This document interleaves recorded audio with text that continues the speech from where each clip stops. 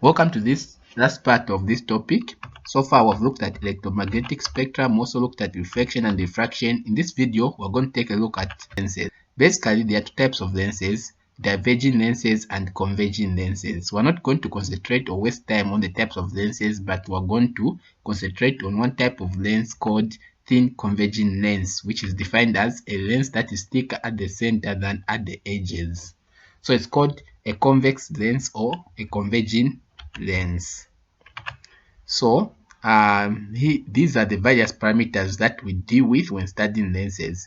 This is a lens here, so it's made of glass, and its job is to manipulate the direction of light. Remember, light travels in a straight line. There are two ways to change that direction: first, diffraction; second, refraction. So these lenses are made so as to refract light. So when you're able to refract light, then you can control light, then you can do various things with light. So when we are studying lenses, there are these imaginary lines and imaginary points that we have to consider. So the first is a line that passes through the center of a lens. So this line is called the principal axis. Then the center of a lens is called the optical center. Then at equal distances on both sides of the lens, we have got this point which is called the principal focus or the focal point, which is the same here. The distance between the focal point and the optical center is called focal length, represented by small letter f's. Well, big letter f's are used for the focal point or principal focus. So these are the parameters that we're going to study, or the parameters we're going to use to study the behavior of light on lenses. So sometimes at a distance which is equal to the distance between the optical center and f, so from f and that distance we can have another f called 2f. Okay, so even this side we can have another one called 2f. With that being said, let me just define all these points so that we are on the same page in terms of understanding what they are. So the first is the optical center, which is just the center of the lens, like I said. Then the second is the line passing through the optical center and perpendicular to the plane of the lens is called the principal axis. Perpendicular means it is at 90 degrees to the plane of the lens. The point where rays parallel to the principal axis converge is called the principal focus. So there is a point where rays which are parallel to the principal axis tend to meet. So that point is called the principal focus. So the distance from the optical center to the principal focus f is called the focal length. So all these on that diagram we discussed them, so I was just trying to put them into context by going into the definition so that you know some more information about them. For example, the principal focus, I showed you where the principal focus is, but we don't know where that distance comes from. So the choice of the principal focus is always where the rays which are parallel to the principal axis are going to converge. So there are some rules that should be adhered to when drawing ray diagrams. The first is rays which are parallel to the principal axis are refracted through f. So all rays which are parallel to the principal axis will be bent to go through f. I'm going to show a picture of what this means. Second, rays passing through f are refracted parallel to the principal axis. Any ray that passes through f are refracted parallel to the principal axis. So these 2 points are opposite, as you are going to see. Finally, rays passing through the optical center continue in a straight line, just like the way rays that pass at normal to the surface, they won't be refracted, they go straight, they won't be disturbed in any way. So the same is true for rays that passes through the optical center. So we have this situation, which is for the first point, a ray is coming, it is prior to the principal axis. When it reaches the lens, it's going to be refracted to pass through the principal focus. The second situation is just the opposite, where a ray passes through the principal focus, and when it reaches here, it will be prior to the principal axis. The last one is where a ray passes through the optical center, it will continue and it won't be refracted. So the whole point of this topic is to learn how to locate the image through a lens. So there's going to be an object. Our job is going to locate first the position of the image, second the size of the image, and third the nature of the image. So on lenses we use the principal focus f, and the other one that I had said 2f, which comes after f to describe distance. So for example, we can say that the image is between f and 2f, or f and the optical center. We don't usually use numbers. Okay, so that's the first point to take.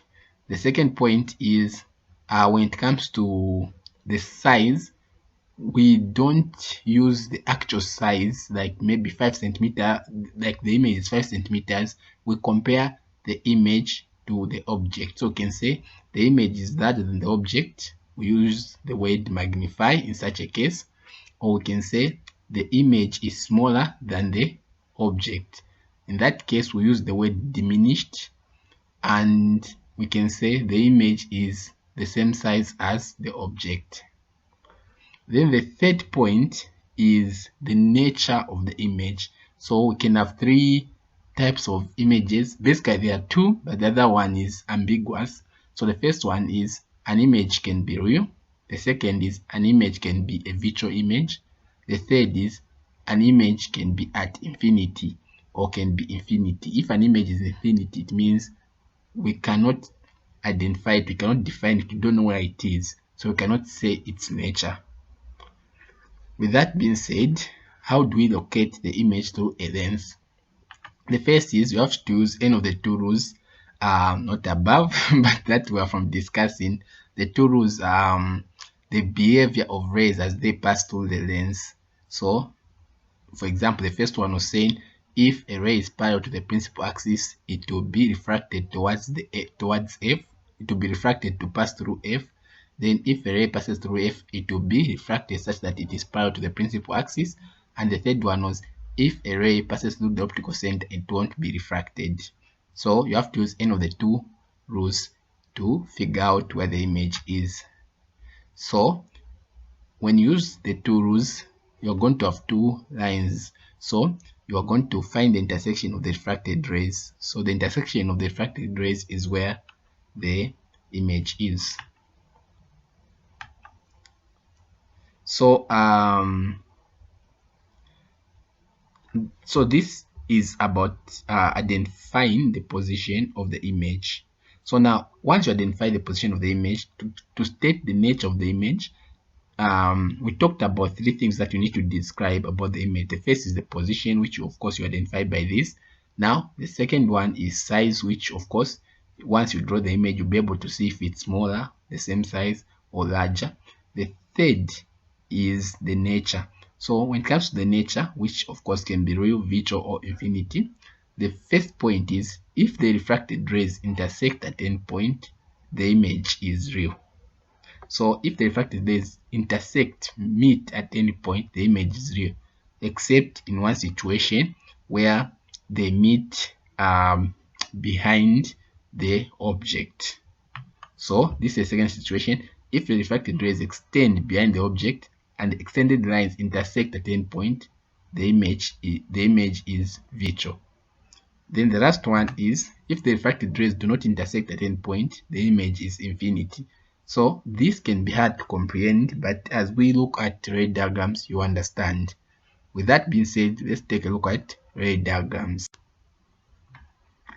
So the first situation is this. So we have a lens here. We have the principal focus, the principal axis. we have the principal focus F and 2F, and on the other side we have F and 2F. So our object is here. So let's assume we are not seeing these lines and the likes. So this is our object. So to identify the location of the image, what you do is you go on the tip of the object, you draw two lines.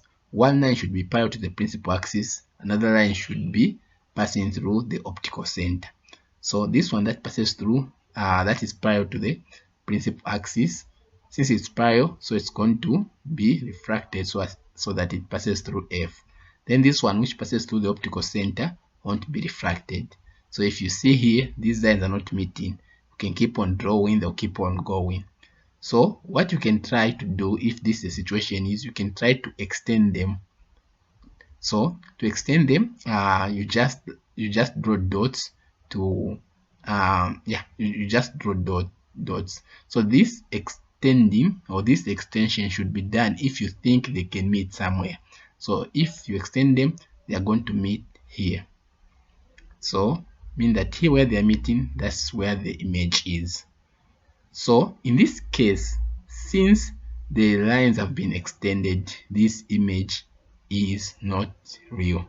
Okay, remember when these lines, the rays are meeting or are intersecting, then the image is real.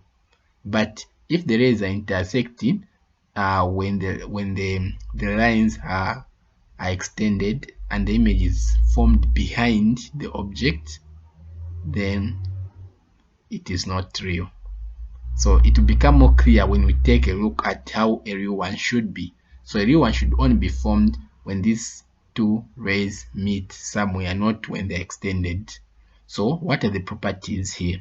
So the first point you can take from here is the image is virtual because the rays are not meeting. They are meeting when we do the extensions, and the image is formed behind the object. So this side is treated to be behind and this side is treated to be the front.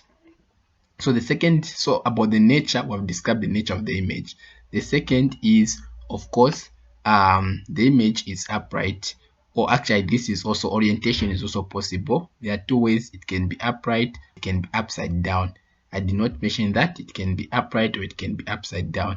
So this image is upright. Then the third one is the image is magnified. As you can see, this one is bigger than the object.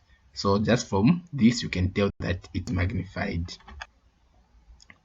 Also, the image was at 2F or between F and 2F. Then what happens when the object is at F? So in the first scenario, our object was here between F and the optical center. Now we have moved it to F. So we'll keep on moving. When we're done with F, we'll move it to be between F and 2F. Then again, we'll take it to 2F. Then we'll take it to be behind 2F. We want to see all the possible outcomes.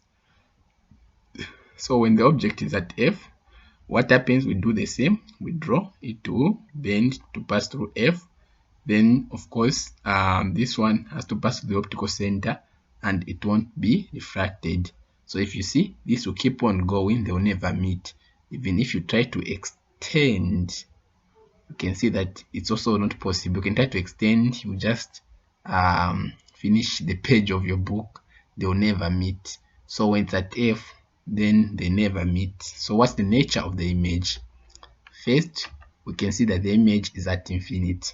Why? Because we don't know where it is. These lines will keep on going, and even if we go back here, these will keep on going, so we don't know where it is. So the image is at infinity, so we can't tell about other properties. What about if we put it between 2F and F, the object? So this is between F and 2F. So again, we do the same. We draw a line parallel to the principal axis. So this one will be refracted to pass through F. Then this one will be won't be refracted. So the two lines will meet somewhere here. So where they meet, that's where the tip of the image is. The lines came from the tip of the object. So where they meet also should be the tip of the image. So we can draw the image here. Now from the way it looks, we can start describing. So first, the image is beyond 2f. The image is beyond 2f. Second, the image is real. Why? Because they are intersecting. Whenever they are intersecting, then the image is real. Then third, the image is inverted or upside down. So in the first situation it was upright, but here it's upside down. Okay, so I've talked about position, I've talked about nature, we've talked about orientation, whether up or upside down. Then what about size? So it can also be seen that the image is magnified, it's bigger than the object. What if we put it at 2f? So at 2f, the same scenario. So draw this one which is going to pass through f as usual, and this one which is going to be straight, and they'll meet here. So what's the nature of the image? What are the properties of the image? Talking about nature, talking about size, talking about orientation, talking about position. So first, the image is at 2f. Second, the image is real because the rays are meeting. Third, the image is upside down. And fourth, the image is the same size as the object, as you can see.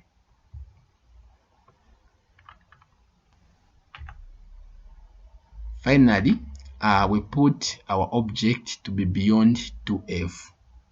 So when the object is beyond 2f, what happens? We do the same custom and the same custom, and they are meeting here. So what are the properties? So again, we can see that the image is between f and 2f. The image is real. We can also see that the image is upside down, but this time the image is smaller than the object. We say the image is diminished. So there's a further case, object at infinity. So at infinity, it's where we don't know where the object is. It's not beyond 2f, it's somewhere where we cannot determine. So we can just assume some lines coming from the unknown, and usually instead of passing through, instead of them being parallel to the principal axis, they usually come like this. They'll come parallel lines from unknown location. That's how it has been observed to happen when the object is at unknown position, far away from the lens. So there will be two parallel lines that will come, one passing at the optical center, the other one passing at f. Remember what happens to the ray that passes at f. When it reaches the lens, it will be refracted such that it is parallel to the principal axis. Then this one will be straight and they'll meet here. So what's the nature of the image? The nature of the image is, first, the image is formed at f. Second, the image is real because the rays are intersecting. Third, the image is upside down or inverted. And fourth, the image is smaller than the object, even if we can't see the object. So these are the properties, and this is how to analyze or to draw ray diagrams. So this marks the end of part 3 and the end of this interesting topic. Hope you have enjoyed. Happy solving.